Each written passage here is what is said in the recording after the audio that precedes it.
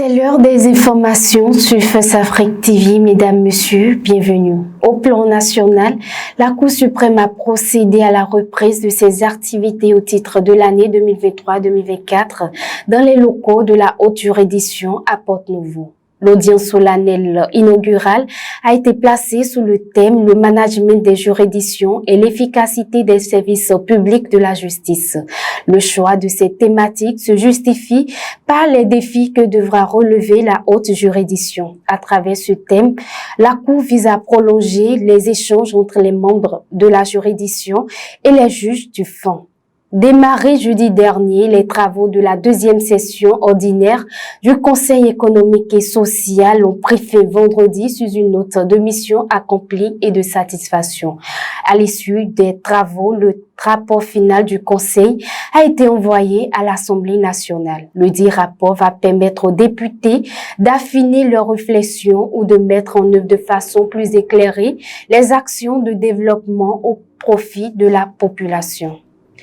La troisième réunion du sous-comité des chefs d'état-major de la marine des États membres de la CEDEAO s'est tenue la semaine dernière à Lomé. Cette rencontre a permis aux participants d'examiner et d'évaluer les opérations de la fonctionnalité des centres maritimes de la CEDEAO dans le but de renforcer les opérations maritimes et de lutter contre les activités maritimes illicites dans la région.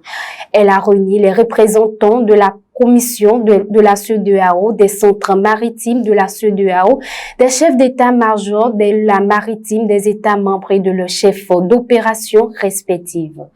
Et pour finir, en Argentine, le ministre de l'économie Sergio Massa et l'économiste ultra-bilatéral anti-système Javier Milei vont s'affronter au second tour de l'élection présidentielle. Les deux candidats sont arrivés à tête hier dimanche du premier tour du scrutin. Selon les résultats officiels partiels, le candidat du bloc gouvernemental Sergio Massa, 51 ans, est arrivé à la tête avec 35,9% des voix.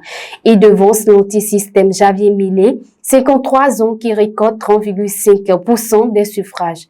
Le second tour du scrutin est prévu pour le 19 novembre 2023.